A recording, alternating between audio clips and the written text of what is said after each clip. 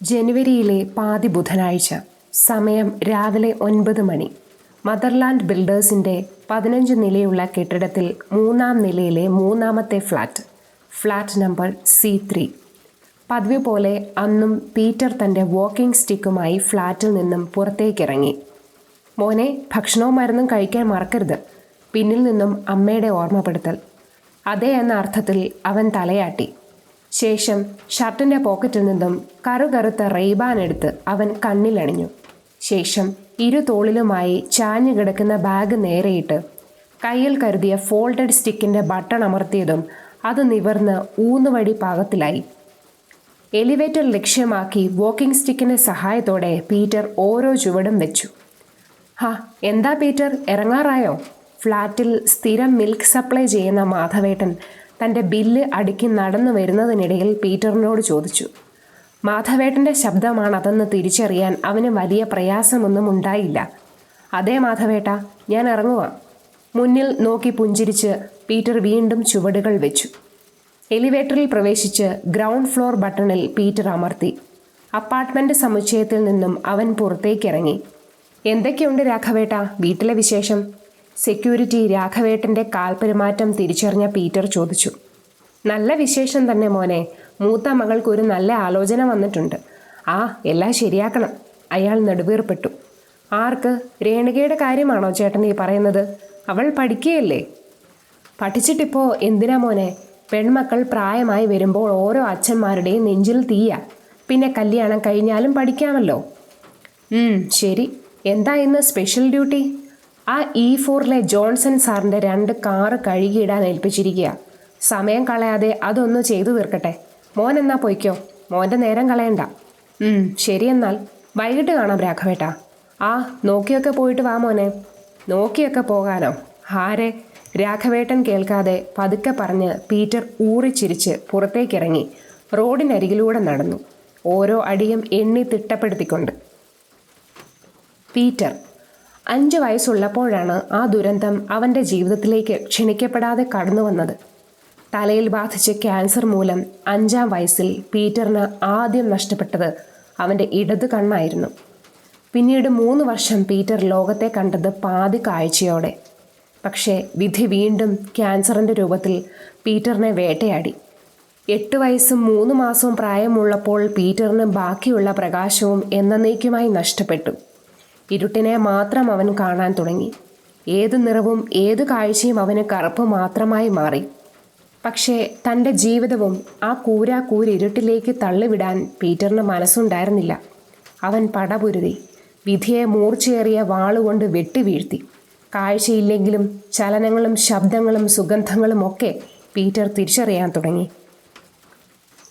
10 വർഷങ്ങൾക്ക് മുൻപ് പീറ്ററിൻ്റെ അച്ഛൻ മരണപ്പെട്ടു. അമ്മയാണ് അവനെല്ലാം. തകർന്നുപോയി എന്ന് കരുതിയ ജീവിതത്തിൽ അവന് പ്രചോദനങ്ങൾ കൊടുത്ത് ഒപ്പം നിന്നത് അവൻ്റെ അമ്മയായിരുന്നു. സെൻറ്റ് സെബാസ്റ്റ്യൻ സ്കൂളിലെ സീനിയർ അധ്യാപികയാണ് പീറ്ററിൻ്റെ അമ്മ ക്ലാര. പീറ്ററിൻ്റെ വലിയൊരു ആഗ്രഹമായിരുന്നു ഒരു ഡബ്ബിംഗ് ആർട്ടിസ്റ്റ് ആവുക എന്നുള്ളത്. ആ ആഗ്രഹം നേടിയെടുക്കാൻ ജീവിതത്തിൽ അവൻ നേരിടേണ്ടി വന്ന കഷ്ടപ്പാടുകൾ ചെറുതല്ലായിരുന്നു. ഒടുവിൽ അവൻ അത് നേടിയെടുത്തു. ഇന്ന് പീറ്റർ 26-കാരനാണ്, അവിവാഹിതൻ. വോയിസ് വേൾഡിലെ കാർട്ടൂൺ ഡബ്ബിംഗ് ആർട്ടിസ്റ്റ് മാത്രമല്ല പീറ്റർ, നന്നായി ഗിറ്റാർ വായിക്കുന്ന വ്യക്തി കൂടിയാണവൻ. Voice world. Hi Peter. Voice വേൾഡിലെ മഞ്ജു പീറ്ററിന് ഹായ് കൊടുത്തു. ഹായ് തിരിച്ച് പീറ്ററും. കുഞ്ഞു TV-യിലെ ഏതാനും പരിപാടികളും മഞ്ജു ഡബ്ബ് ചെയ്ത് കൊടുക്കാറുണ്ട്. മാത്രമല്ല പീറ്ററിൻ്റെ ബെസ്റ്റ് ഫ്രണ്ട് കൂടിയാണ് മഞ്ജു. പീറ്റർ, താൻ എത്തിയോ? വന്നേ. വോയിസ് വേൾഡിലെ മാനേജർ കുടവയറൻ കേശവ് പീറ്ററിൻ്റെ കയ്യിൽ പിടുത്തമിട്ടു. എന്തു പറ്റി? പരിഭ്രമത്തോടെ പീറ്റർ ചോദിച്ചു. എന്ത് പറ്റാനാ പീറ്റർ? കഴിഞ്ഞ ആഴ്ച MD തന്നുവിട്ട കൊറിയൻ കാർട്ടൂണിൻ്റെ ഡബ്ബിംഗ് ഇതുവരെ തീർന്നിട്ടില്ലല്ലോ. ഒരേ സമയം 5 ക്യാരക്ടറിന് വരെ ശബ്ദം കൊടുക്കുന്ന നീ തന്നെയല്ലേ നമ്മുടെ ഹീറോ. ഇനി 3 എപ്പിസോഡുണ്ട്. എൻ്റെ പൊന്നുമോൻ ഇന്ന് തന്നെ ആ കാർട്ടൂൺ ഡബ്ബ് ചെയ്ത് തീർക്കണം. അത്രയ്ക്ക് അർജൻറ്റാ. 2 അടി മുന്നിൽ നിന്ന് കേശവ് അത് പറയുമ്പോൾ അയാളുടെ കുടവയർ പീറ്ററിൽ മുട്ടി നിൽക്കുന്നുണ്ട്. ക്ഷമിക്കണം സാർ, ഒരു കഥാപാത്രത്തിന് ഡബ്ബ് ചെയ്യുന്ന പണമേ നിങ്ങൾ എനിക്ക് തരാറുള്ളൂ. ഞാൻ എങ്ങനെയാ ഒരേ സമയം 5 കഥാപാത്രങ്ങൾക്ക് ശബ്ദം നൽകുന്നത്? അങ്ങനെയെങ്കിൽ സാർ എനിക്ക് എമൗണ്ട് കൂട്ടിത്തരണം. എങ്കിൽ ഞാൻ ശ്രമിക്കാം. പീറ്റർ ഉറച്ച ശബ്ദത്തോടെ പറഞ്ഞു. നീ എന്താടാ ഇങ്ങനെ? നിനക്ക് തരാനുള്ള കുടിശ്ശിക എത്രയും പെട്ടെന്ന് തന്നെ തീർത്തു തരും. അതിനധികം താമസമില്ല. അല്ലെങ്കിൽ തന്നെ കണ്ണുപൊട്ടനായ നിനക്ക് എന്നത്തിനാടാ ഇത്രയും കാശ്? അധിക ചെലവൊന്നും നിനക്കില്ലല്ലോ, ബാധ്യതകളുമില്ല. വീട് വിട്ടാൽ ഓഫീസ്, ഓഫീസ് വിട്ടാൽ വീട്. ഇതല്ലേ നിന്റെ ദിനചര്യ. പിന്നെ എന്നത്തിനാടാ ഇത്രയും തുക? പീറ്റർ ഒന്ന് പുഞ്ചിരിച്ചു. ഹലോ മാനേജർ കേശവ് സാറേ, അങ്ങനെ ചെലവ് നോക്കിയിട്ടാണ് നിങ്ങൾ ഇവിടെ ഓരോരുത്തർക്കും ശമ്പളം കൊടുക്കുന്നതെങ്കിൽ ഈ കമ്പനി മറ്റാർക്കെങ്കിലും പണയപ്പെടുത്തേണ്ടി വരുമല്ലോ. അത് പിന്നെ ഞാൻ ജപ ജപ ജപ ഉരുളണ്ട. തൽക്കാലം ഈ എപ്പിസോഡുകൾ ഞാൻ തീർക്കാം. അടുത്ത പ്രാവശ്യം മുതൽ എനിക്ക് കൂടുതൽ തുക കിട്ടണം, കേട്ടല്ലോ? അതൊക്കെ തരാടാ, നീ പെട്ടെന്ന് ഇതൊന്ന് തീർത്തുക. സ്റ്റുഡിയോയിൽ മുകേഷ് ഉണ്ട്. അവൻ വേണ്ട നിർദ്ദേശങ്ങൾ നിനക്ക് തരും. എൻ്റെ പീറ്റർ മോൻ അങ്ങോട്ട് ചെല്ല്. ഇതെപ്പോഴും കേൾക്കണത് തന്നെ. പിറുപിറുത്ത ശേഷം പീറ്റർ സ്റ്റുഡിയോയിലേക്ക് കയറാൻ തുനിഞ്ഞതും ഒരിക്കൽ കൂടി അവൻ കേശവനെ വിളിച്ചു. അതേ മാനേജർ സാറേ, ഈ വീട് വിട്ട ഓഫീസ്, ഓഫീസ് വിട്ട വീട്, അതല്ലാതെ എല്ലാ വൈകുന്നേരങ്ങളിലും ഞാൻ പോകുന്ന മറ്റൊരു സ്ഥലമുണ്ട്. അതേത് സ്ഥലം? സംശയത്തോടെ കേശവ് ചോദിച്ചു. അതാണ് അമ്മിണിപ്പുഴയുടെ കടവ്. അവിടെ ഞാൻ തനിച്ചിരിക്കാറുണ്ട്. ഓ സോറി, ഞാനത് മറന്നു. സാരമില്ല, താൻ ചെല്ല്, പെട്ടെന്ന് ചെല്ല്, നേരം പോകുന്നു. തലകുലുക്കി പീറ്റർ ഡബ്ബിംഗ് മുറിയിലേക്ക് പ്രവേശിച്ചു. മുകേഷ് വീഡിയോ പ്ലേ ചെയ്തു. ഒപ്പം പീറ്ററിന് വേണ്ട നിർദ്ദേശവും കൊടുത്തു. പതിവ് പോലെ കേശവന്റെ വക എല്ലായ്പ്പോഴുമുള്ള പറ്റിക്കലും ഏറ്റുവാങ്ങിയ പീറ്റർ അന്നും അമ്മിണിപ്പുഴക്കടവിൽ ചെന്നിരുന്നു. പീറ്ററിന്റെ മനസ്സ് എന്നും സമാധാനിപ്പിക്കുന്ന ഇടം അവിടെയാണ്. മേനയിൽ തഴുകിയ മന്ദമാരുതനിൽ ലയിച്ച് പീറ്റർ കുറേ നേരം അവിടെ ചിലവഴിച്ചിരുന്നു. അധികം വൈകാതെ തന്നെ ഫ്ലാറ്റിലേക്ക് മടക്കയാത്രയും. ഒരു ദിവസം അർദ്ധരാത്രി 1 മണി. അമ്മിണിപ്പുഴയുടെ തീരം എന്തെന്നില്ലാതെ ഭയപ്പെടുന്നത് പോലെ, പുഴയിൽ അലകൾ നുരയുന്നത് പോലെ, പതിവിലും വിപരീതമായി കടവിൽ ശക്തമായ കാറ്റ് അനുഭവപ്പെട്ടു. തൊട്ടടുത്ത ആൽമരത്തിൽ കൂടടഞ്ഞ പക്ഷികൾ ഭയത്താൽ വട്ടമിട്ട് പറന്നു. ഇഴജന്തുക്കളും മറ്റും പ്രാണൻ കയ്യിലേന്തി പാഞ്ഞു. കടവിലെ പ്രകൃതി ആ ഇരുട്ടിൽ തീർത്തും ഭീതി പടർത്തുകയായിരുന്നു. ശക്തമായ കാറ്റിനെ പിടിച്ചു നിർത്താൻ കഴിയാതെ ചെറുവൃക്ഷങ്ങൾ ആടി ഉലഞ്ഞു. പൊടുന്നനെ ഒരു അജ്ഞാത ശക്തി പുഴയിലേക്ക് വന്നു വീണു. ഉൽക്ക പോലെയുള്ള എന്തോ ഒന്ന്. അതിൽ നിന്നും ഒരു രൂപം അവശതയോടെ പുറത്തേക്ക് വന്നു. ഉൽക്ക പോലെ തോന്നിക്കുന്ന ആ വസ്തു പുഴയുടെ ആഴങ്ങളിലേക്ക് മുങ്ങി. പ്രകൃതി വീണ്ടും ശാന്തത കൈക്കൊണ്ടു. രാവിലെ 7 മണി. പ്രഭാത നടത്തത്തിന് പോകുന്നവരും മറ്റും അല്പമൊന്ന് വിശ്രമിക്കുന്നത് അമ്മിണിപ്പുഴയുടെ കടവിലാണ്. പതിവ് പോലെ നടക്കാനിറങ്ങിയ റിട്ടയർഡ് കേണൽ സെബാൻ സാർ പുഴയുടെ തീരത്ത് വന്നിരുന്നു. കുറച്ചു മാറിയുള്ള ടണൽ പൈപ്പിൽ നിന്നും പരിചയമില്ലാത്ത എന്തൊക്കെയോ ശബ്ദങ്ങൾ വരുന്നു എന്ന് തോന്നിയ അദ്ദേഹം സംശയത്തോടെ ആ പൈപ്പിനടുത്തേക്ക് ചെന്നു. ഹ്രൂം ഹ്രൂം എന്ന വിചിത്ര ശബ്ദം അയാൾ അതിനകത്തു നിന്നും കേൾക്കാനിടയായി. എന്തായിരിക്കും അത്? സംശയത്തോടെ അയാൾ പൈപ്പിനകത്തേക്ക് നോക്കിയതും നീളമുള്ള വിചിത്രമായ ഒരു കോലൻ കൈ അയാളുടെ കഴുത്തിൽ പിടുത്തമിട്ട് അകത്തേക്ക് വലിച്ചു. ആ കൈയിൽ 7 വിരലുകളുണ്ടായിരുന്നു. നീളത്തിൽ തന്നെയുള്ള 7 വിരലുകൾ. ആ വിരലുകൾക്ക് ഭീതിയേകാൻ കൂർത്ത് നീണ്ട ബലമുള്ള നഖങ്ങളും. അയ്യോ! അയാൾക്കൊന്ന് ഉറക്കം നിലവിളിക്കാൻ പോലും സാധിച്ചില്ല. ഈ സമയം പീറ്റർ ഉറക്കമുണരുകയായിരുന്നു. അന്നും പതിവ് പോലെ തന്നെ രാവിലെ പീറ്റർ തൻ്റെ ജോലിക്കിറങ്ങി. ബോയ്സ് വേൾഡിൽ അരങ്ങേറുന്ന സ്ഥിരം കാര്യങ്ങൾ തന്നെ. പീറ്ററെ, ഇന്ന് വൈകിട്ടൊരു ട്രീറ്റ് ഉണ്ട്, മഞ്ജു ഉത്സാഹത്തോടെ അവനോട് പറഞ്ഞു. ട്രീറ്റോ? എന്ത് ട്രീറ്റ്? പീറ്റർ നെറ്റി ചുളിച്ചു. അതൊക്കെയുണ്ട്, ഞാനും നീയും മാത്രം മതി. നമുക്ക് രാത്രി നിന്റെ ഫേവറേറ്റ് പ്ലേസായ അമ്മിണിപ്പുഴക്കടവിൽ കൂടാം. അതെന്താ ഞാനും നീയും മാത്രം? പീറ്ററിന് വീണ്ടും സംശയം. എടാ ബുദ്ധൂസേ, ആളെണ്ണം കൂടിയാൽ ചിലവ് കൂടും. എൻ്റെ കയ്യിൽ അത്രത്തോളം തുകയൊന്നുമില്ല. ഓക്കെ. എത്ര മണിക്കാണ് കൂടേണ്ടത്? വൈകുന്നേരം 7 മണിക്ക്. എന്താ പോരെ? ശരി, ഞാൻ വരാം. പിന്നെ പോരുമ്പോൾ നിന്റെ ഗിറ്റാർ എടുക്കാൻ മറക്കരുത്. കുറച്ച് മെലഡിയൊക്കെ പാടി നമുക്ക് കാറ്റും കൊണ്ടിരിക്കാം. മഞ്ജു പുഞ്ചിരിച്ചു. പീറ്ററിലും ചെറിയ മന്ദഹാസം വിടർന്നു. ശരി, നീ ഇപ്പോൾ ചെല്ല്. എനിക്ക് സ്റ്റുഡിയോയിൽ പണിയുണ്ട്, കുറച്ച് കറക്ഷൻസ്. നടക്കട്ടെ, നിന്റെ ജോലി നടക്കട്ടെ. എന്തായാലും നമുക്ക് പുഴക്കടവിൽ വെച്ച് കാണാം. ഇരുവരും പിരിഞ്ഞു. അന്ന് വൈകുന്നേരം വീട്ടിലെത്തിയ പീറ്റർ മഞ്ജുവിൻ്റെ ആവശ്യപ്രകാരം ഗിറ്റാറും കയ്യിലേന്തി 7 മണിക്കുള്ളിൽ അമ്മിണിപ്പുഴക്കടവിലേക്ക് ഓട്ടോയിൽ ലക്ഷ്യം വെച്ചു. വിറക് കൂട്ടിയിട്ട് കത്തിച്ച് അതിനടുത്തിരിക്കുകയായിരുന്നു മഞ്ജു. ഏതാനും സമയം കഴിഞ്ഞപ്പോൾ പീറ്ററും എത്തി. നീ എത്തിയോ? വാ നമുക്ക് ദാ അവിടെ ഇരിക്കാം. ടണൽ പൈപ്പിലേക്ക് ചൂണ്ടിയ ശേഷം പീറ്ററിൻ്റെ കയ്യിൽ പിടിച്ച് അവൾ നടത്തിച്ചു. വാ ഇവിടെ ഇരിക്കെ. പീറ്ററിനെ അവൾക്കൊപ്പം ഇരുത്തി. ട്രീറ്റ് എന്നും പറഞ്ഞ് നീ കഴിക്കാനൊന്നും കൊണ്ടുവന്നില്ലേ മഞ്ജു? അവൻ ചോദിച്ചു. ഓ, ഇങ്ങനെ ഒരു തീറ്റപ്രാന്തൻ. അതൊക്കെ ഞാൻ ഓർഡർ ചെയ്തിട്ടുണ്ട്. അരമണിക്കൂറിനുള്ളിൽ എത്തും. അതുവരെ നീ ക്ഷമി. പീറ്ററിനെ നോക്കി അവൾ കൊഞ്ഞനം കുത്തി. ഹാ, നീ ദേഷ്യപ്പെടാതെ പെണ്ണേ, ഞാൻ ചുമ്മാ പറഞ്ഞതാ. പീറ്റർ തൻ്റെ റെയ്ബാൻ ഊരി ഷർട്ടിൻ്റെ പോക്കറ്റിൽ വെച്ചു. നീ ഈ രാത്രിയിലും കണ്ണട ധരിക്കുന്നത് എന്തിനാ? മഞ്ജു ചോദിച്ചു. എനിക്ക് രാത്രിയും പകലുമൊക്കെ ഒരുപോലെയല്ലേ മഞ്ജു? എല്ലാം കൂരിരുട്ട്. ഓ, ഞാനത് മറന്നു. പീറ്റർ ഒന്ന് മൂളി. എടാ, നല്ല നിലാവെട്ടമുണ്ട് ഇവിടെ. ആണോ? എന്തൊക്കെയാ നീ ഇപ്പോൾ കാണുന്നത്? ആകാംക്ഷയോടെ അവൻ ചോദിച്ചു. മഞ്ജു തുടർന്നു. ശാന്തമായ പുഴയിലെ നിലാവിൻ്റെ പ്രതിബിംബം നമ്മുടെ മുഖത്തേക്കാണ് പ്രകാശിക്കുന്നത്. പിന്നെ ഉൾക്കുള്ളിരേകുന്ന നല്ല തണുത്ത കാറ്റ്. കൂടണഞ്ഞ അമ്മ പക്ഷി മക്കൾക്ക് ഇര വായിൽ വെച്ച് കൊടുക്കുന്നുണ്ടെന്ന് തോന്നുന്നു. മക്കൾ തല്ലുപിടിക്കുന്ന ശബ്ദം കേൾക്കാം. പിന്നെ മിന്നും ബൾബ് പോലെ മിന്നാമിനുങ്ങ് അങ്ങിങ്ങായി പ്രകാശിച്ചു പായുന്നു. വിറക് കൂട്ടിയിട്ട് കത്തിച്ചതിന് മുകളിൽ ഈയാമ്പാറ്റകൾ വട്ടമിട്ട് പറക്കുന്നു. ഇതൊക്കെയാ ഇവിടെ ഉള്ളത്. സുന്ദരമായ കാഴ്ച തന്നെയല്ലേ? പീറ്റർ ചോദിച്ചു. അതെ, മനം നിറയ്ക്കുന്ന കാഴ്ച. മഞ്ജു നെടുവീർപ്പെട്ടു. എന്താ ഇന്നത്തെ ട്രീറ്റിൻ്റെ പ്രത്യേകത? അത് നീ പറഞ്ഞില്ലല്ലോ മഞ്ജു, പീറ്റർ ചോദിച്ചു. അത് എടാ, എനിക്ക് ഡൽഹിയിലെ ഒരു കമ്പനിയിൽ നിന്നും ഓഫർ ലെറ്റർ വന്നിരുന്നു. വലിയ കമ്പനിയാണ്.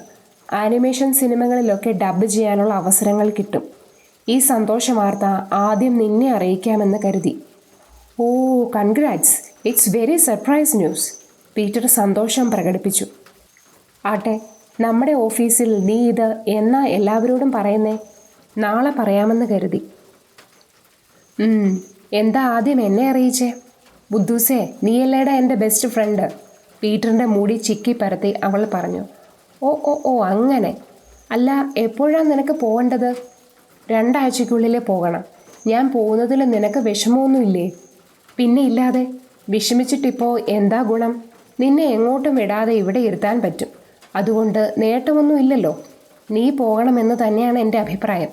വീട്ടിലെ പരാധീനതകളെല്ലാം നിന്റെ ചുമലിലല്ലേ. നീയെങ്കിലും രക്ഷപ്പെടുവണ്ണേ. ഇതൊരു ചാൻസായി കാണ്. ദൈവം തന്ന ചാൻസ്. പീറ്ററിൻ്റെ വാക്കുകൾ കേട്ട മഞ്ജുവിൻ്റെ മിഴികൾ എന്തെന്നില്ലാതെ തുളുമ്പി. നീ കരയുവാണോ? സംശയം തോന്നി അവൻ ചോദിച്ചു. ഏയ്, ഞാൻ എന്തിനാ കരയുന്നേ? പീറ്ററിൻ്റെ മുഖത്ത് നോക്കി കണ്ണീര് തുടച്ച് സമർത്ഥമായി അവൾ നുണ പറഞ്ഞു. അതെ, അത് നേരാണല്ലോ. നീ എന്നത്തിനാ കരയുന്നേ?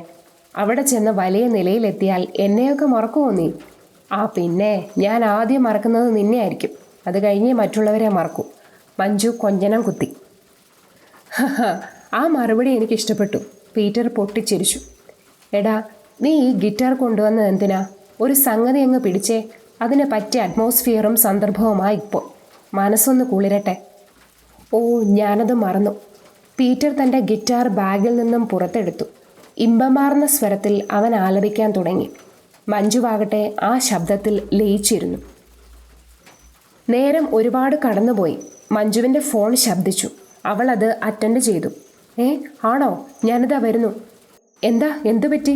മഞ്ജുവിൻ്റെ ശബ്ദത്തിൽ പന്തികേട് തോന്നിയ പീറ്റർ ചോദിച്ചു. അമ്മയ്ക്കൊരു നെഞ്ചുവേദന. അനിയത്തിയാണ് വിളിച്ചത്. അവരിപ്പോൾ ആശുപത്രിയിലാണ്.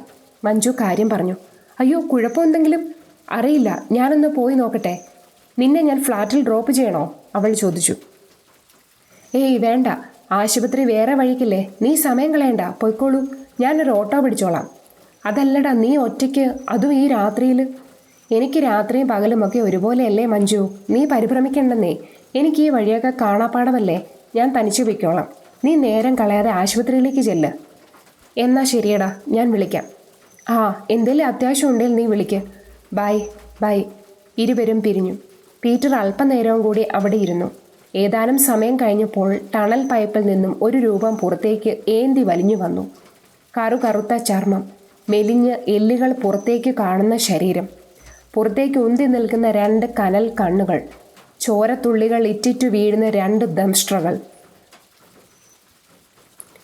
മുട്ടോളം നീളമുള്ള മുടി, കൊമ്പുപോലെ മേലോട്ട് കൂർത്ത് ഉയർന്നു നിൽക്കുന്ന 2 ചെവികൾ. ആ ഭീകര സ്വത്വം പീറ്ററിനടുത്തേക്ക് ഞരങ്ങിയെത്തി. അവൻ്റെ പിന്നിൽ അത് നിവർന്നു നിന്നു. പീറ്ററിനേക്കാൾ 2 ഇരട്ടി പൊക്കമുള്ള ആ രൂപം പീറ്ററിനെ ലക്ഷ്യമിട്ട് അടുത്തേക്ക് വരികയായിരുന്നു. ആ രൂപം വളരെ ജാഗ്രതയോടെ പീറ്ററിലേക്ക് ചുവട് വെച്ചു.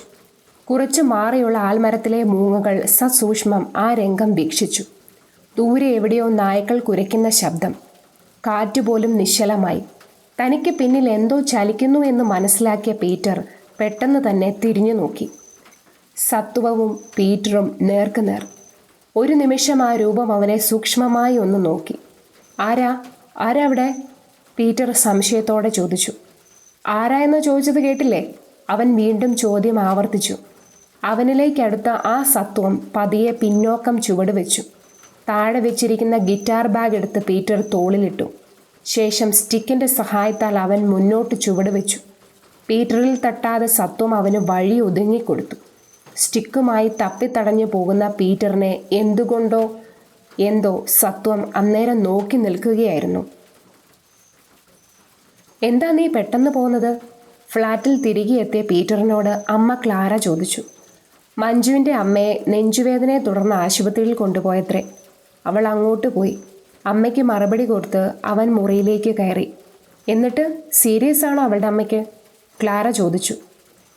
ഹേയ്, പേടിക്കാനൊന്നുമില്ലെന്നാ മഞ്ജുവിൻ്റെ അനിയത്തി പറഞ്ഞത്. ഭിത്തിയിലെ ഹാങ്ങറിൽ ഷർട്ട് അഴിച്ച് തൂക്കുന്നതിനിടെ അവൻ പറഞ്ഞു. എന്നിട്ട് നീ എന്താ അവളുടെ കൂടെ പോകാത്തെ? ഞാൻ കൂടെ വരാമെന്ന് അവളോട് പറഞ്ഞതാ അമ്മ. പക്ഷെ അവൾ ധൃതിയിൽ പോയി. അത്രയും ധൃതിയിലും വേഗതയിലും ഒന്നും എനിക്ക് അവളുടെ കൂടെ പോകാൻ കഴിയില്ലല്ലോ. കട്ടിലിൽ ഇരുന്ന് പീറ്റർ പറഞ്ഞു. അമ്മ അവൻ അടുത്ത് ചെന്ന് അവൻ്റെ മുടി ചിക്കി പരത്തി കട്ടിലിലിരുന്നു. അതിന് നിനക്കെന്നാത്തിനാടാ വിഷമം? ഏയ്, എനിക്ക് വിഷമമൊന്നുമില്ലമ്മേ, ഞാൻ പറഞ്ഞേ ഉള്ളൂ. ആ, അമ്മയോടൊരു കാര്യം പറയാൻ ഞാൻ വിട്ടുപോയി. 2 ആഴ്ച കഴിഞ്ഞാൽ മഞ്ജു പോവുക. എങ്ങോട്ട്? ഡൽഹിയിലെ ഒരു കമ്പനിയിൽ നിന്നും അവൾക്കൊരു ഓഫർ ലെറ്റർ വന്നിട്ടുണ്ട്. Permanent job. അങ്ങോട്ട് അവൾ പോകും. ഇക്കാര്യം ആദ്യം എന്നെ അറിയിക്കണമെന്ന് അവൾക്ക് ആഗ്രഹം. അതാ ട്രീറ്റെന്നും കുന്തമെന്നും ഒക്കെ പറഞ്ഞ് എന്നെ അവൾ വിളിച്ചത്. ഓ, അതാണോ നിൻ്റെ വിഷമം? ഹോ, ഈ അമ്മ. അമ്മേ, she is my best friend. അല്ലാതെ അമ്മ കരുതുന്നത് പോലെ ഒന്നുമില്ല. പാവം അവൾ. ജീവിതം ഒന്ന് നേരെ പിടിക്കാൻ കുറേ കഷ്ടപ്പെട്ടതാ. ഇതിലൂടെ അവൾ രക്ഷപ്പെട്ടാൽ മതിയെന്ന പ്രാർത്ഥനയാണ് എനിക്ക്. ക്ലാര ഒന്ന് മൂളി.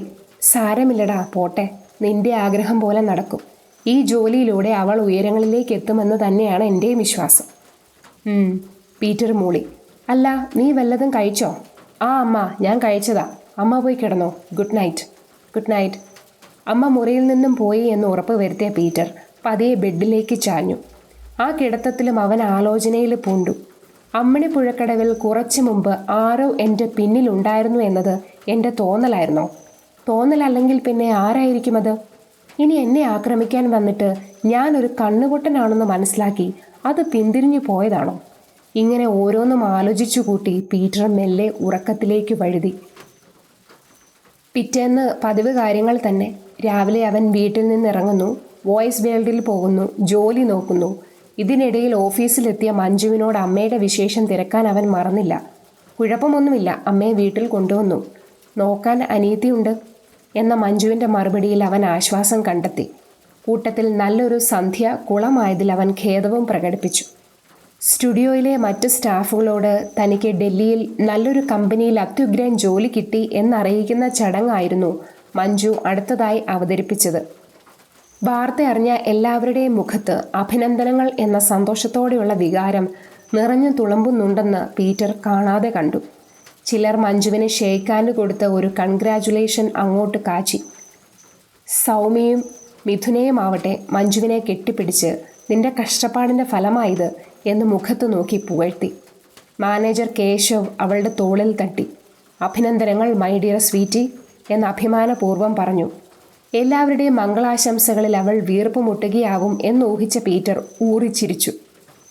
ദേ, എപ്പോഴാണ് ചെലവ് എന്ന കേശവിൻ്റെ കഞ്ഞി ചോദ്യത്തിന് അതൊക്കെ ഉടനെ റെഡിയാക്കാമെന്ന മഞ്ജുവിൻ്റെ ഉറപ്പ്. അല്ലെങ്കിലും കേശവ് പലപ്പോഴും അങ്ങനെയാണ്. ഓസിന് ഇന്ന് എവിടുന്ന് ചള്ളം നിറയ്ക്കുമെന്ന ചിന്തയോടെയാണെന്ന് തോന്നുന്നു അയാൾ എന്നും ഉറക്കം എണീക്കുക. ഇങ്ങനെയൊരു പെരുവയറ്. അല്ല പീറ്റർ, നിനക്കൊന്നും എന്നോട് പറയാനില്ലേ? അല്പം മാറി നിൽക്കുന്ന പീറ്ററിനെ നോക്കി മഞ്ജു ചോദിച്ചു. അവൻ അടുത്തേക്ക് ചെന്നു. ഞാൻ എന്ത് പറയാനാ മഞ്ജു? നീ വളരണം.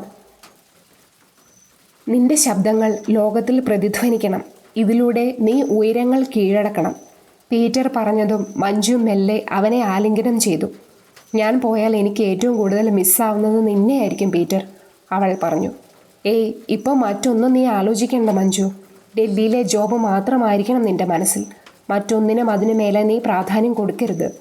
ഇതുവരെ നിന്റെ കൂടെ ഉണ്ടായിരുന്ന ഈശ്വരൻ ഇനിയും നിന്നോടൊപ്പം ഉണ്ടാവും. ഒന്ന് നെടുവേർപ്പെട്ടിട്ട് പീറ്റർ പറഞ്ഞു. ഹേ, റൂട്ട് വേറെ വഴിയിലേക്കാണോ? ഇരുവരെ നോക്കി കേശവ് ചൂണ്ടുവിരലിലെ നഖം കടിച്ചു ചോദിച്ചു. അന്ന് വൈകിട്ട് വീട്ടിൽ തിരിച്ചെത്തിയ പീറ്റർ കുറച്ചു നേരം കഴിഞ്ഞ് ഗിറ്റാറുമായി പുറത്തേക്കിറങ്ങി. അമ്മിണി പുഴക്കടവ് തന്നെ ലക്ഷ്യം. ഗിറ്റാറിൽ ഈണമിട്ട് പീറ്റർ 2 വരി ആലപിച്ചു. പുഴക്കടവിലെ കാറ്റും കാലാവസ്ഥയും അവൻ്റെ മനസ്സിൽ കുളിരേകി. അല്പസമയം കടന്നുപോയതും ടണൽ പൈപ്പിൽ നിന്നും അതേ സത്വം തിരിച്ചിറങ്ങി. പീറ്ററിൻ്റെ ഗിറ്റാർ വായനയും ആലാപനവും ശ്രവിച്ച സത്വം മെല്ലെ പീറ്ററിലേക്കടുത്തു. തനിക്ക് പിന്നിൽ അനക്കമുണ്ടെന്ന് മനസ്സിലാക്കിയ പീറ്റർ ഗിറ്റാർ വായന നിർത്തി. ആരാ അത്? തെല്ല് ഭയത്തോടെ അവൻ ചോദിച്ചു. മറുപടിയായി ഒന്നും കേൾക്കാതെ ആയപ്പോൾ പീറ്റർ വീണ്ടും ചോദിച്ചു. ഇന്നലെ എനിക്ക് പിന്നിൽ വന്ന ആളാണോ ഇത്? സത്വം ശബ്ദിച്ചില്ലെന്ന് മാത്രമല്ല, പീറ്ററിന് മുന്നിലേക്ക് അത് വന്നിരുന്നു. പീറ്ററും അത് മനസ്സിലാക്കി. ദയവ് ചെയ്ത് നിങ്ങൾ ആരാണെന്ന് പറയോ? എനിക്ക് നിങ്ങളെ കാണാൻ കാഴ്ചയില്ലാത്തതുകൊണ്ടാണ് ഞാനത് ആവശ്യപ്പെടുന്നത്. പീറ്ററിൻ്റെ ആവശ്യം കേട്ടതും സത്വം അല്പം കൂടി അവൻ്റെ മുഖത്തോട് മുഖമടുപ്പിച്ച് അടഞ്ഞ ശബ്ദത്തിൽ ഇപ്രകാരം പറഞ്ഞു. ദിവ എന്ന് പറഞ്ഞത് നിങ്ങളുടെ പേരാണോ? പീറ്റർ ചോദിച്ചു. സത്വം മിണ്ടിയില്ല. എന്നാൽ അതിൻ്റെ നിശ്വാസം തൻ്റെ മുഖത്ത് പടരുന്നുണ്ടെന്ന് മനസ്സിലാക്കിയ പീറ്റർ അത് തനിക്ക് മുന്നിൽ നിന്നും പോയിട്ടില്ല എന്നുകൂടി മനസ്സിലാക്കി. മാത്രമല്ല, അത് തനിക്ക് വളരെ അടുത്തായാണ് മുഖം അടുപ്പിച്ചിരിക്കുന്നത് എന്നും അവൻ കണക്കുകൂട്ടി. ഇന്നലെ ദിവയാണോ എൻ്റെ അടുത്ത് വന്നത്? പീറ്ററിൻ്റെ ചോദ്യത്തിന് അല്പനേരം മിണ്ടാതിരുന്ന ദിവ ഗാംഭീര്യം നിറഞ്ഞ ശബ്ദത്തോടെ മെല്ലെ മൂളി. എന്തിനാ എന്നെ പിന്തുടരുന്നത്? ദിവയ്ക്ക് കാശാണോ വേണ്ടത്? പീറ്റർ ഭയത്തോടെ ചോദിച്ചു. ഉത്തരമില്ലെന്ന് മനസ്സിലാക്കിയ പീറ്റർ തൻ്റെ വാലറ്റ് എടുത്ത് ദിവയുടെ ദിശയിലേക്ക് നീട്ടി. ഇതിലേതാണ്ട് ഒരു 3000 രൂപ കാണും. എടുത്തോളൂ, മുഴുവൻ എടുത്തോളൂ. എന്നെ ഉപദ്രവിക്കാതിരുന്നാൽ മതി. നിങ്ങൾ ഉപദ്രവിച്ചാൽ കാഴ്ചയില്ലാത്ത എനിക്ക് ഓടാൻ പോലും കഴിയില്ല. അതാ, പീറ്റർ വിറച്ചു പറഞ്ഞു. വാലറ്റ് വാങ്ങി പരിശോധിച്ച സത്വം അത് തിരികെ അവന് തന്നെ നൽകി. എനിക്ക് പണം ആവശ്യമില്ല, ദിവ പറഞ്ഞു. പിന്നെ എന്താണ് ദിവയ്ക്ക് വേണ്ടത്? പീറ്റർ ചോദിച്ചു. നിന്നെ മൃഗീയമായി കൊല്ലുക എന്നതായിരുന്നു ഞാൻ ഉറപ്പിച്ചത്. ഭയത്തോടെ പീറ്റർ തുപ്പലിറക്കി.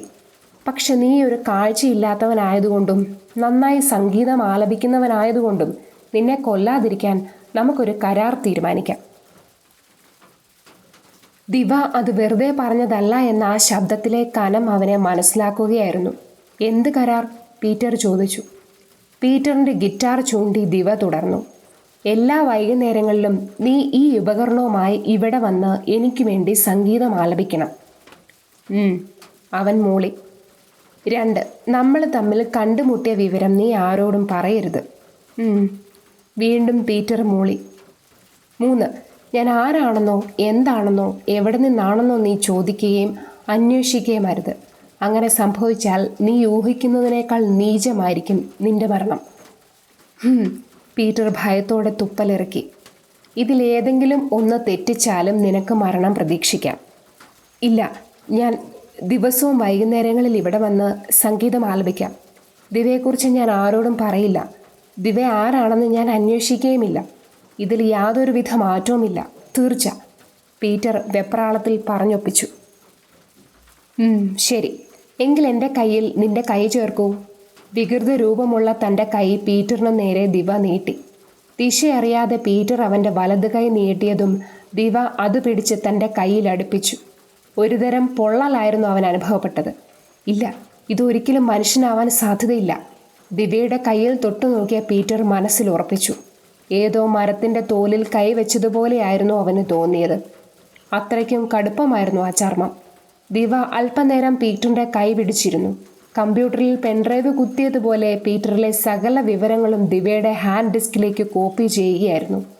അവൻ ജനിച്ച അന്ന് തൊട്ട് ഇന്ന് വരെയുള്ള എല്ലാ കാര്യങ്ങളും ദിവ കോപ്പി പേസ്റ്റ് ചെയ്തു. പീറ്ററിൻ്റെ കുട്ടിക്കാലം, അച്ഛൻ, അമ്മ, അവൻ്റെ പഠിപ്പ്, ഇപ്പോഴുള്ള ജോലി, മഞ്ജു എന്ന് വേണ്ട സകലതും ദിവ അവനിൽ നിന്നും കോപ്പി ചെയ്തെടുത്തു. ഇപ്പോൾ നിനക്ക് പോകാം. നീ മരണം ആഗ്രഹിക്കുന്നില്ലെങ്കിൽ നാളെ മുതൽ തീർച്ചയായും നീ ഇവിടെ വരണം. കരാർ പ്രകാരം പറഞ്ഞ കാര്യങ്ങൾ നീ അനുസരിക്കുകയും വേണം. മനസ്സിലായോ? മനസ്സിലായി. പീറ്റർ തലയാട്ടി. ശരി, എങ്കിൽ പോയിക്കോളൂ. ദിവ എങ്ങോ പോയി മറിഞ്ഞു. ദിവ ദിവ സ്വത്വം പോയി എന്ന് ഉറപ്പ് വരുത്താൻ പീറ്റർ മെല്ലെ വിളിച്ചു നോക്കി. ഇല്ല, മറുപടിയില്ല. ദിവ തന്നിൽ നിന്നും പോയിരിക്കുന്നു, അവൻ ഉറപ്പിച്ചു. ഫ്ലാറ്റിലെത്തി തൻ്റെ മുറിയിൽ കിടക്കുന്ന നേരവും പീറ്ററിൻ്റെ ചിന്ത ദിവ മാത്രമായിരുന്നു. ആരാണത്? മനുഷ്യൻ തന്നെ ആയിരുന്നു അത്. പക്ഷേ മനുഷ്യൻ്റേതുപോലെയുള്ള ശബ്ദമായിരുന്നില്ല ദിവയ്ക്ക്. വളരെ കടുപ്പമേറിയ ശബ്ദം. സാധാരണ മനുഷ്യർക്ക് ഊഹിക്കാവുന്നതിനേക്കാൾ കനവും ഗാംഭീര്യവും ഉണ്ട് ആ ശബ്ദത്തിന്. കയ്യിലെ ചർമ്മം ശബ്ദത്തേക്കാൾ കടുപ്പമുള്ളതായിരുന്നു. മനുഷ്യരുടെ ചർമ്മത്തേക്കാൾ ഉഗ്രതയുണ്ടായിരുന്നു അതിന്. ദിവ മനുഷ്യനല്ലെങ്കിൽ പിന്നെ ആരായിരിക്കും? അറിയില്ല. എന്താണ്, ഏതാണ് എന്ന് എനിക്കറിയില്ല. കുറച്ചു മുൻപ് എന്നോട് സംസാരിച്ച രൂപം ആണാണോ അതോ പെണ്ണാണോ എന്ന് പോലും എനിക്കറിയില്ല. ആകെ അറിയാവുന്നത് ദിവയിലെ ശബ്ദത്തിൻ്റെയും ചർമ്മത്തിൻ്റെയും കാഠിന്യം മാത്രം. ദിവ. പേരിൻ്റെ ശൈലിയും മറ്റും കണക്ക് കൂട്ടുകയാണെങ്കിൽ അതൊരു പെണ്ണിൻ്റെ പേരാകാനാണ് സാധ്യത. ഇതുവരെ കേൾക്കാത്ത വ്യത്യസ്തമായ ഒരു നാമം, ദിവ. ഒരു പെണ്ണിന് മറ്റൊരാളുടെ പണം അപഹരിക്കാനുള്ള ധൈര്യമൊക്കെ ഉണ്ടാകുമോ? ചിലപ്പോൾ ഉണ്ടാവും. കാരണം കാലം ഇതല്ലേ. എന്നാലും അവളുടെ കരാർ വിചിത്രം തന്നെ. എല്ലാ സന്ധ്യയ്ക്കും ഞാൻ അമ്മിണിപ്പുഴക്കടവിൽ എത്തണമത്രേ. ഗാനം ആലപിക്കണമത്രേ. അതിനെനിക്കുള്ള കൂലിയോ എൻ്റെ ജീവനും. വിചിത്രം തന്നെ. പീറ്റർ ചമ്മിയ പോലെ ചിരിച്ചു. പിന്നെയും എന്തൊക്കെയോ ആലോചിച്ച് അവൻ ഉറക്കത്തിലേക്ക് വീണു. പിറ്റേന്ന് പതിവ് കാര്യങ്ങളും മറ്റുമൊക്കെ തന്നെ. എന്നാൽ ദിവ എന്ന പേരും ആ ശബ്ദവും ചർമ്മവും നിശ്വാസവും അവൻ്റെ മനസ്സിൽ തന്നെ വട്ടം കറങ്ങിക്കൊണ്ടിരുന്നു.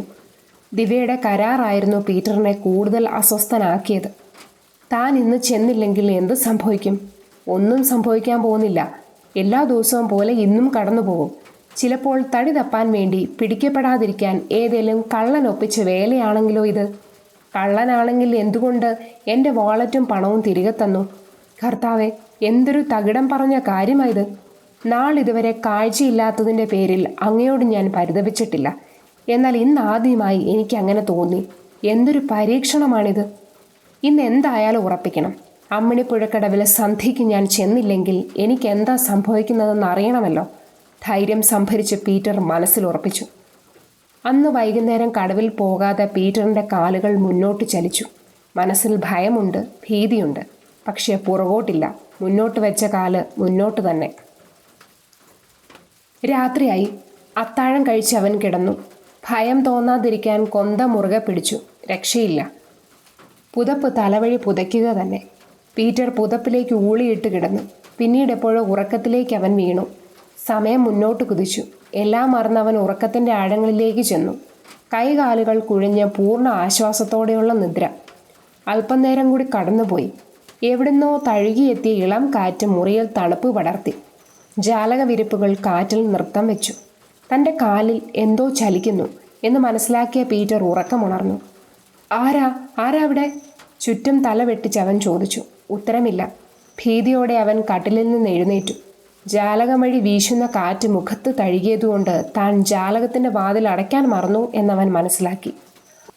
വാതിൽ പൂട്ടുന്നതിനിടെ ആരോ തനിക്ക് പിന്നിൽ ഓടി മറഞ്ഞതുപോലെ. പീറ്റർ വെട്ടിത്തിരിഞ്ഞു. ആരാ അവിടെ? പരിഭ്രാന്തിയോടെ അവൻ ചോദിച്ചു. ഖ്രാ! കാതടപ്പിക്കുന്ന ശബ്ദമായിരുന്നു ആദ്യം അവൻ കേട്ടത്. പിന്നെ ഒരു കൈ അവൻ്റെ കഴുത്തിൽ പിടുത്തമിട്ടു. ആ ശക്തി അവനെ ഭിത്തിയിൽ ചാരി ഉയർത്തി നിർത്തി. കൈകാലിട്ടടിച്ച് പീറ്റർ പിടഞ്ഞു. അമ്മേ! അവൻ മുറവിളി കൂട്ടി.